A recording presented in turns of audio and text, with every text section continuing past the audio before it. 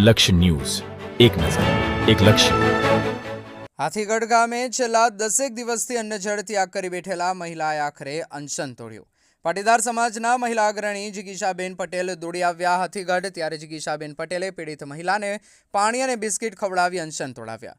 ભાજપ નેતાના પુત્રવધુએ છેલ્લા 10 દિવસથી અન્ન જળનો ત્યાગ કર્યો હતો.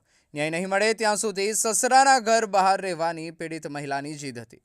સમાજ અને રાજકીય આગેવાનો સાથે વાતચીત કરી હકારાત્મક નિર્ણય આવે તેવા પ્રયાસો કરવા જિગીશાબેને ખાતરી આપી છે. ત્યારે 2019થી ભરણપોષણના રૂપિયા નહીં મળ્યાનું પીડિત મહિલાએ જણાવ્યું હતું. રિપોર્ટર ટીનુભાઈ લલિયા, હાથીગઢ. જી બેન, આજે 10 દિવસ થયા છે તમે ઉપવાસ ઉપર બેઠા છો. આજે જિજ્ઞાસાબેન આવ્યા હતા અને પારણા કરાવ્યા, શું કહો? જિગીશાબેન સાથે મારે રાત્રે વાત થઈ હતી 11 વાગે.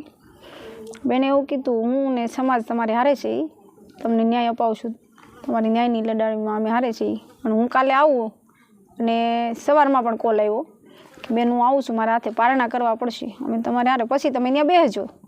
મેં તો કાંઈ નહીં બેન. પછી બેને આવીને મને પાણી પાયું ને મારે પારણા કરાવડાવ્યા છે. શું માગણી છે હવે? માગણી એ છે કે બેન આવીને વયા ગયા છે, મને ન્યાય મળ્યો નથી હજી. જ્યાં લગી મને ન્યાય ન મળે, મારા સસરા સામે આવીને મને પૂરેપૂરો ન્યાય જ્યાં લગી નહીં આપે ત્યાં સુધી હું અહીંયા બેઠી છું ને અહીંયા બેઠી રહીશ. ગામે આવ્યા છો અને એક દીકરી જે છે અંજળ ત્યાગ કરીને બેઠા છે, ન્યાય માટે શું કહો? ગઈકાલે રાત્રે અમને 11 વાગે ફોન આવ્યો હતો દયાબેનનો, એટલે અમે આજે બીજા દિવસે એમની મુલાકાત માટે આવ્યા છીએ. અહીંયા આવ્યા પછી અમને ખબર પડી કે એક ઘરની મેટર છે, ઘરનો મુદ્દો છે અને ઘણા સમયથી બેન એમના પિયર છે, પરંતુ એક નાની દીકરી છે એટલા માટે થઈ અને જે કોર્ટે જે નિર્ણય કર્યો છે એ પ્રમાણેની કંઈક વાત છે. પરંતુ રોડ રસ્તા ઉપર બેસીને આ વસ્તુ યોગ્ય નથી એવું અમે બેનને પણ સમજાવ્યું છે અને 10 દિવસથી એ અંજળનો ત્યાગ કર્યો તો એના માટે અમે પારણા પણ એમને કરાવડાવ્યા છે. મારું સામેવાળા પક્ષને પણ કહેવાનું છે કે ભાઈ ઘરની બેન દીકરી છે તો એમને સાથે લઈ અને યોગ્ય જે કંઈ પણ એનો નિકાલ આવે એ કરવો જોઈએ.